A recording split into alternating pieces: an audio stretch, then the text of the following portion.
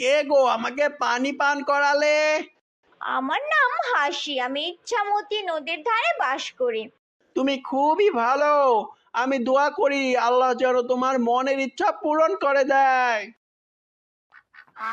হাসি নদীর পাড় চলে আসে মাছ ধরতে। হাসি তার স্বামীকে মাছ ধরতে সাহায্য করার জন্য নদীতে নেমে আসে। হঠাৎ হাসির পেটে ব্যথা শুরু হয়।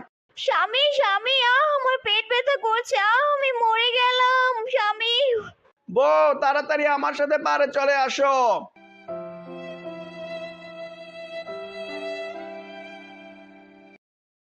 হাসি পাড়ে চলে আসে। একটু পর হাসি একটা সোনালী রঙের ডিম পাড়ে। ডিম দেখে হাঁস অনেক খুশি হয়। বউ, আমার তো বিশ্বাসই হচ্ছে না যে তুমি একটা ডিম পেড়েছো। আর দেখো, ডিমটা দেখতে কত সুন্দর।